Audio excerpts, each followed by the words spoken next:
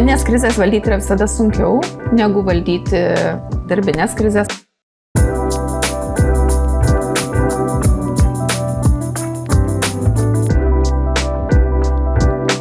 Širdingai dėkoju, kad atėjote į mūsų laidą, nes turime komunikacijos ekspertę ir krizių valdymo ekspertę. Tai iš karto pradėsiu nuo pabaigos. Kaip pavyko suvaldyti šią asmeninę krizę susijusią su galvos svaigimu? Ar pavyko suvaldyti? Aš manau, kad pavyko, bet iš tikrųjų tai asmeninės krizės valdyti yra visada sunkiau negu valdyti darbinės krizės ar gyvenimo krizės. Iš tikrųjų, protui susitarti su emocijom yra labai sunku. Ir kai patiri didelę vidinę baimę, susitarti su savim yra be galo sunku. Tai iš tikrųjų trunka ne savaitės, o turbūt metus, kol išmoksti gyventi ir išmoksti nebijoti to vertigo jausmo, kuris iš tikrųjų turbūt man tai buvo keletas yra tokių gyvenime baisių dienų, kurias atsimenu iki šiol. Tai ta diena, kai pirmą kartą aš pajutau, kas darosi su tavo kūnu, tai yra visiškai nepažįstamas jausmas, nes tave įmeta į centrifugą ir suka, tu negali nei atsistoti, nei judėti, nei paeiti. Tai yra iš tikrųjų košmaras. Ir tas jausmas, tu jį atsimeni, net tokia knyga yra Kūnas mena viską, ne? Tai iš ties, tu atsimeni tą jausmą. Tai apibūdinkite tą pirmą ataką. Aš kiek atsimenu, jums staiga. Taip, aš buvau, tai buvo tikrai, atsimenu puikiai. Kiek metų jums, atsiprašau, buvo, kai jums užėjo? Nes buvo 30 keli, 33 galbūt, 34, aš buvau jauna 2 mažų vaikų mama. Mano sūnui buvo gal 11 mėnesių, dukrai buvo 3 metai. Ir iš ties tu esi toksai labai pažeidžiamas, jautrus. Tikrai yra sunkus etapas, nes augini 2 mažus vaikus, vieną maitini ir buvo taip, kad man pakilo temperatūra ir labai skaudėjo galva, kokias 2 dienas. Bet tikrai, tai buvo stiprus skausmas ir aukšta temperatūra, o 3 dieną neliko nei skausmo, nei temperatūros, bet pradėjo suktis galva. Nesvaigti, aš jau dabar, kadangi tikrai su tuo esu gyvenus daug metų, tai skyriukas yra svaigimas ir sukimasis, prasidėjo tas vertigo jausmas, be abejo, aš ėjau pas savo šeimos gydytoją, kai aš atėjau pas ją ir jinai pamatė mane žmonės koridoriuje poliklinikoj, ji iškart sakė, jūs gal užeikit, mes praleidžiam, nes aš jau taip atrodžiau baisiai. Ir padarė tyrimus, parodė stiprų virusą kraujas ir aš išėjau namo ir kitą rytą aš tiesiog atsikėlus nebegalėjau išlipti iš lovos, tik tai vėmiau ir daktarės buvo siūlymas mano vyrui, kad važiuokit ko gero infekcinę ligoninę, ar meningitas, ar insultas ir mes nuvažiavom Žvėryno infekcinę ligoninę, iš ten liepė iš karto važiuoti greitosios pagalbos ligoninę, kai nuvažiavom greitosios pagalbos ligoninę, be abejo iš karto buvo sprendimas neurologų guldyti. Aš pradėjau verkti ir sakyti, kad aš noriu namo, nes aš maitinau vaiką ir man atrodė, kaip aš galiu nuo jo atsiplėšti. Jūs negalvojate apie kažkokias pavojingas priežastis? Nes yra žmonių grupė, kad yra galvoja, kad apie pavojingas. Aš netiek, man buvo baimė, kad aš atskirta esu nuo vaiko, ką aš darysiu, aš jį maitinu ir taip toliau. Ir labiausiai man galvoja, kas bus su mano šeima, kaip jie susitvarkys, ne apie save, aš bijojau dėl vaikų turbūt.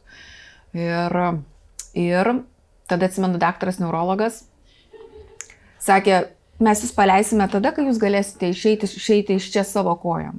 Ir taip aš atsidūriau ligoninėje. Tai jūsų būklė tikrai buvo sunkiai, nes paprastai mes taip nesakome, nes jeigu jau objektyviai daktarai sako, reikia gultis, tai reiškia, jūs tikrai turėjote. Jums buvo svarbu, ką gydytojas sako. Taip, nes niekas nesuprato, kas vyksta. Tiesiog tokio paaiškinimo aiškaus, žinot, kaip būna ten, ar apendicitas, ar gripas, ar kažkas, tu žinai diagnozę, kaip normalus, protaujantis žmogus, tau yra svarbu, kas tai bent kažkiek sumažino baimę dėl ateities. Nežinau, ar sumažino. Man tada buvo, tai buvo 2 ar 3 diena, man dar buvo labai bloga.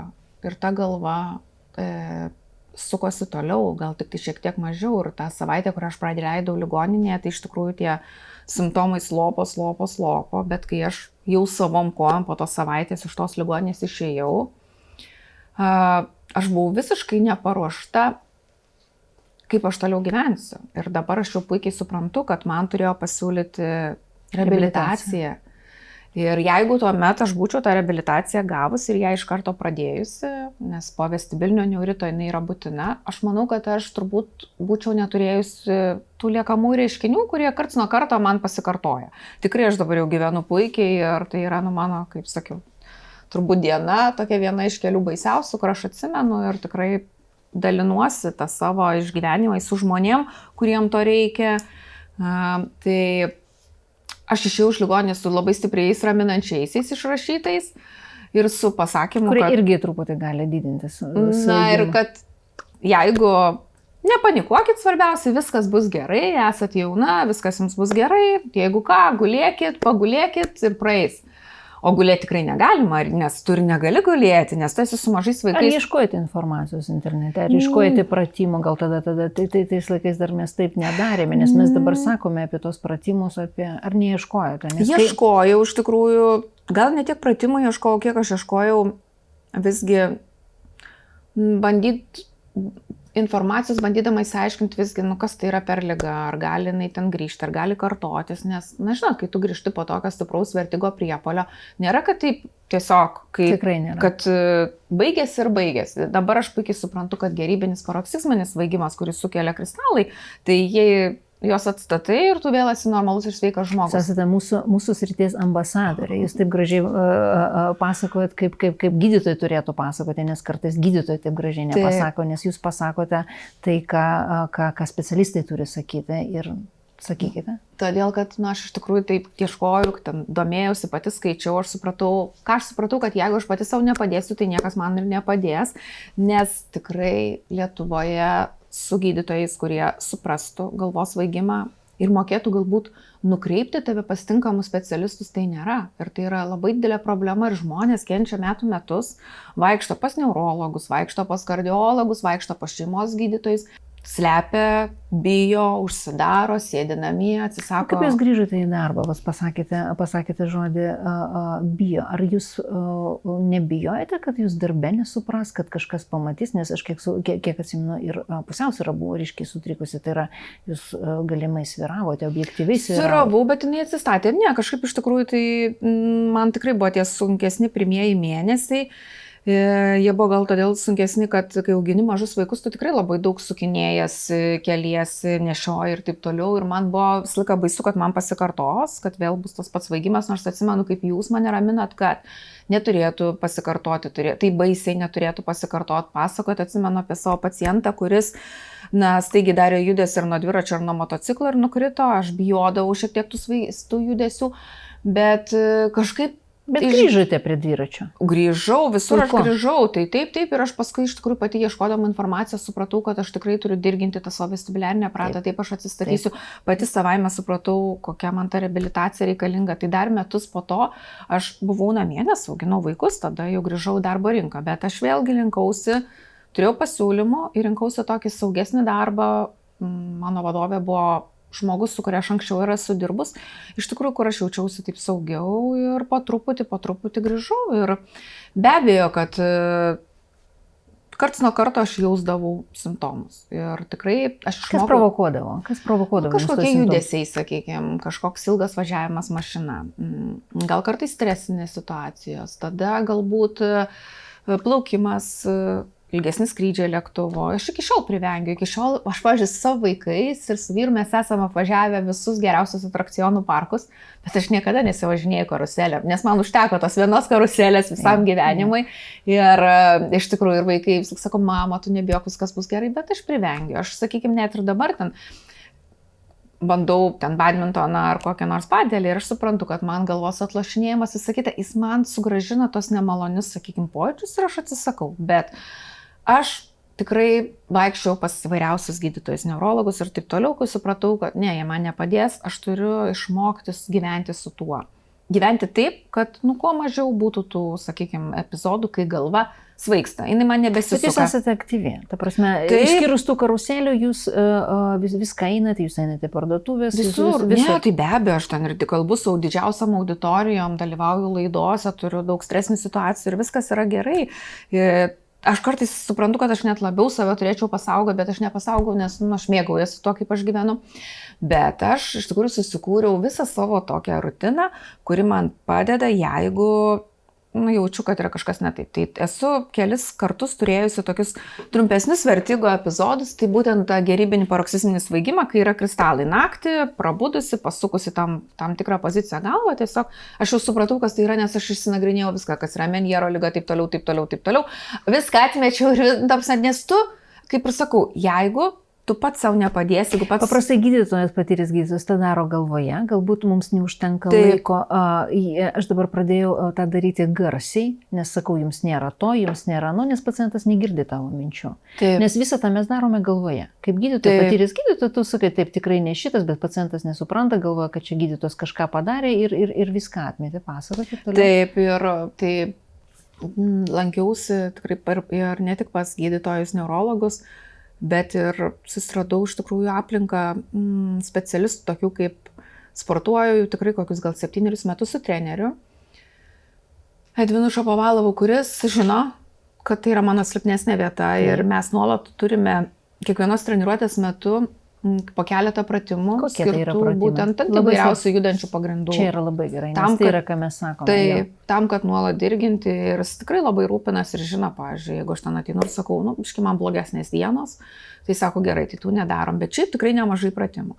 Tada turiu kineziterapeutę, pas kurią, jeigu jaučiuosi blogiau, taip pat einu, jinai man padėjo būtent su tais pratimais, kurie padeda, kai nutinka tas pozicinis svaigimas, tai iš tikrųjų tos pratimus moko ir aš... O pati darėte tos pratimus, Ne, nedariau.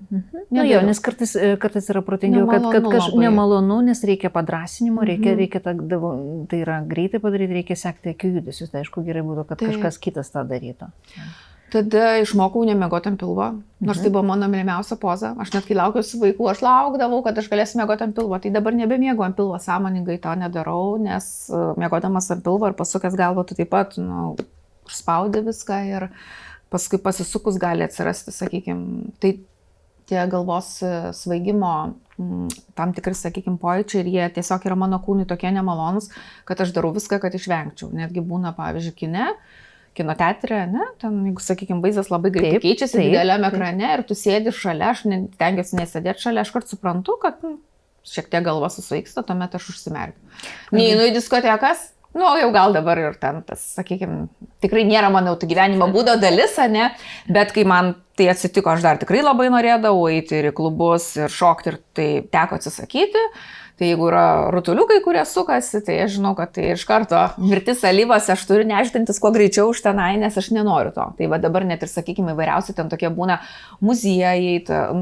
Labai mėgstama tokia instaliacija. Tai va irgi su sūnum buvom Tokijuje ir aš iš karto sakau, Mykolai, man svaigsta galva ir mes iš karto išėjom. Bet jūsų reakcija labai yra gera, nes jūs labai pozityviai žiūrite, jūs nebijote, jums nėra tos baimės. Aš bijau, aš labai bijau ir žinot, dalykas, baimė yra toks dalykas. Sveikų protų baimė yra labai sunku nugalėti. Bet jūs labai pozityviai žiūrite. Taip, aš bandau su savim susitarti. Ir nes tiesiog aš žinau, kad svarbiausia, kai tai atsitinka, reikia nepasiduoti panikai. Bet kai tai atsitinka pirmą kartą, žmogus panikuoja. Ir tai yra normalu, nes tai yra kūnui neįprastas jausmas. Ir žmogus labai stipriai supanikuoja.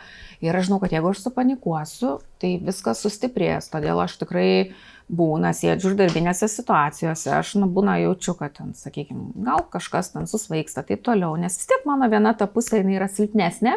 Ir jūs fantastiškai atrodėte žmogui po vestibulinio neuronito, jūs esate tobulai kompensuota pacientė, jūs esate turbūt geriausias pavyzdys, nes tai tikrai labai, bet čia jūsų yra dėka, čia yra jūsų asmenybės, jūsų kūno dėka, aš tai ir noriu pasakyti, nes įmanoma reabilituotis tikrai labai sunkius atvejus. Taip.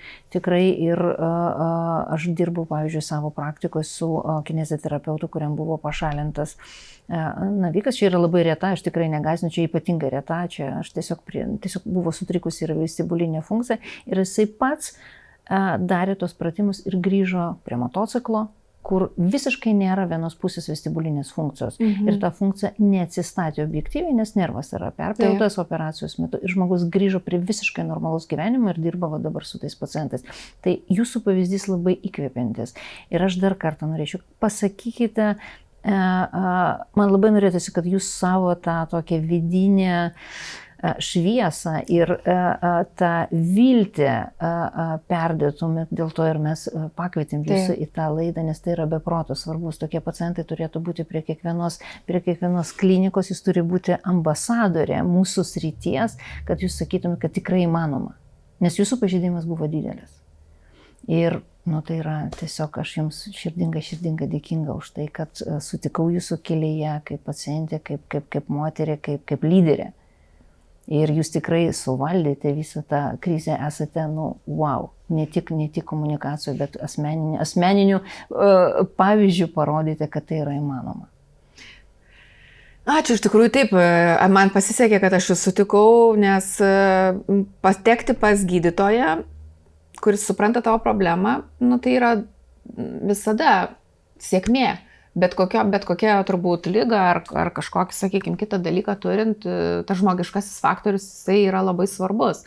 Tai ir jeigu pasiseka, tai tikrai yra labai gerai, bet be abejo, be savo paties indėlio, tai jokios lygos nesuvaldysi, nes tiesiog, aš labai norėjau normaliai gyventi, nes tu supranti, kad tau yra 30 keli metai ir tu gali gulėti lovoje ir verkti, ir aš tikrai ir verkdavau, ir galvodavau, kodėl man taip atsitiko, ką aš netaip dariau, bet...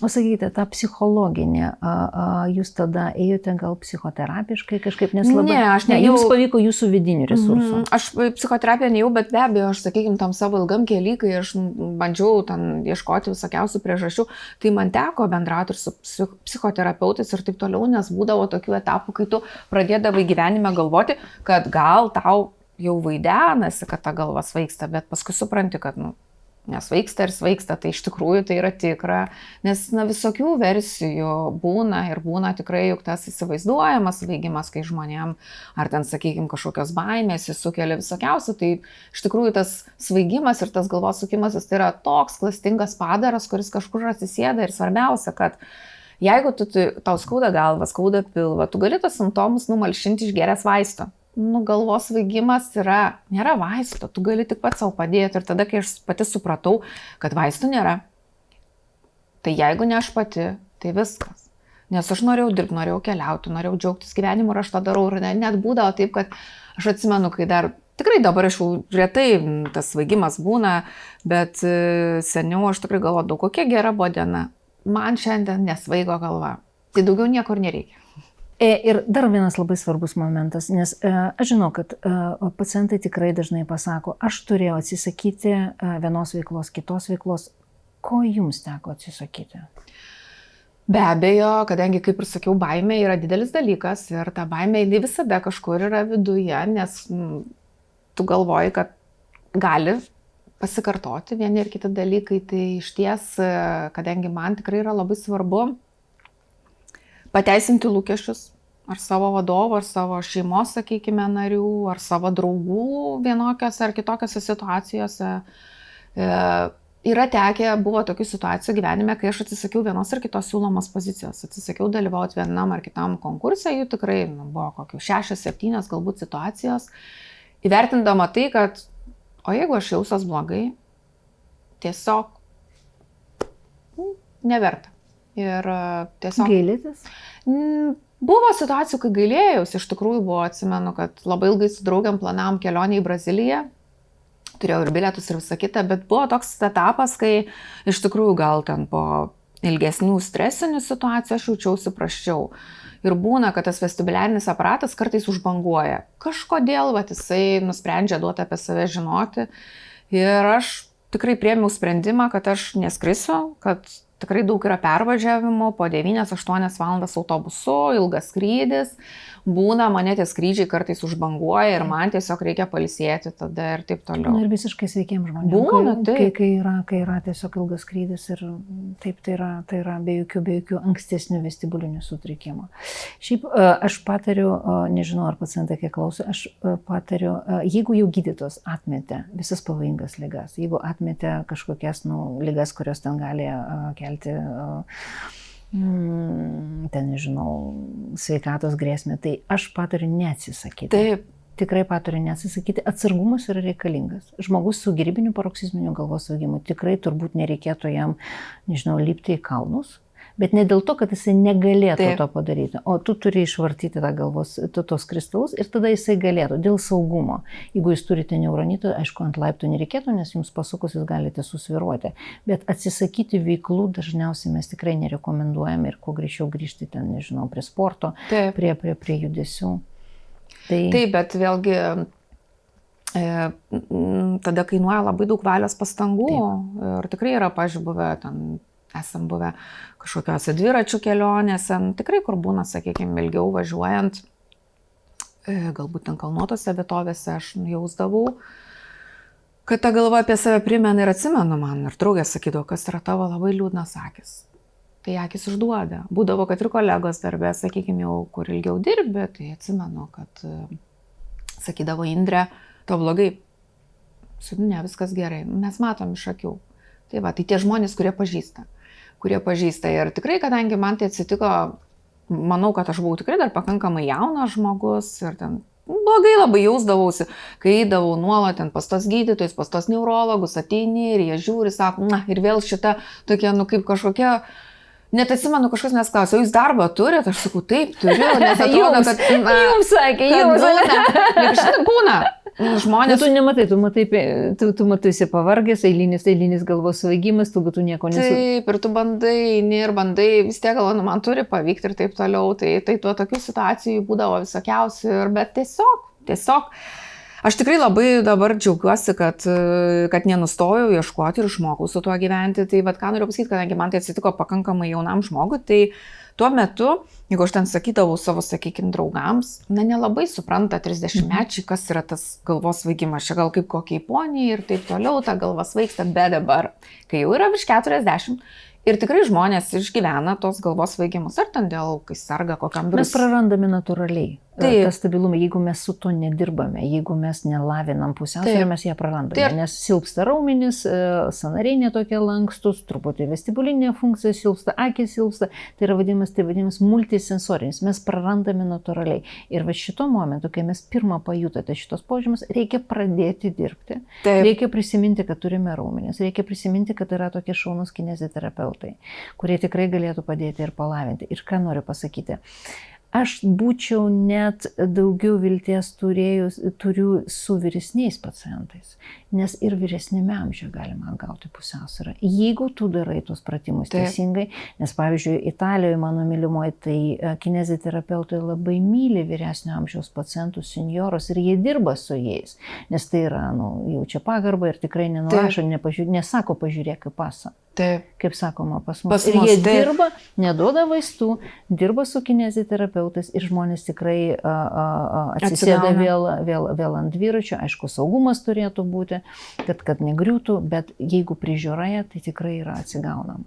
Taip, ir dabar jau, kai, sakykime, tikrai turiu draugų savo amžiaus, kurie ten, sakykime, ar COVID sirgo, ar gripu, būna tam tikras galvos svaigimas, sako Indrė. Bet tai kaip baisu, tai ką tu, o kaip tu išgyvenai ir taip toliau. Ten, sakykime, ta artima aplinka, kurie tikrai ten žinojo, pavyzdžiui, kodėl aš ten kur nors nenoriu eiti, arba kodėl nenešioju aukštakulnių. Su aukštakulniais aš nuo tada ir atsisveikinu, man tikrai yra labai gaila, bet aš nebenoriu jausti kažkokio nestabilaus pagrindo po kojomis. Čia vienas iš taktikų, kur mes patarėme tikrai nuimti aukštakulnius dėl saugumo, kad nes yra dar toks vadinamas proprioceptinė sistema. Taip. Kaip mes juntame kietą paviršių. Ir jeigu žmogus ateina su aukštakulniais ir sako, man galvos svaigimas, taip, tai mums iš karto įduoda, kad tai yra dažniausiai funkcinis galvos svaigimas. Ne toks, kur jums buvo tai vadinamas organinis su dideliu iš tikrųjų vestibuliniu pažeidimu. Tada žmogus tikrai nebepaeina ant aukštakulnių. Ir tikrai ateina ir jau jam nėra noro nešioti aukštakulnius. Tai labai tipiškai pasakė. Taip, ir aš tiesiog išėmiau už savo gyvenimo dalykus, kurie man gali sukelti vienus ar kitus dalykus, bet palikau visus gyvenimo kitus malonumus, neatsisakiau nei kelionių, nei skrydžių, nei, sakykime, ten kažkokių išvykų, sporto, aktyvaus laisvalaikio ir visą tai darau ir tai tikrai įmanoma daryti.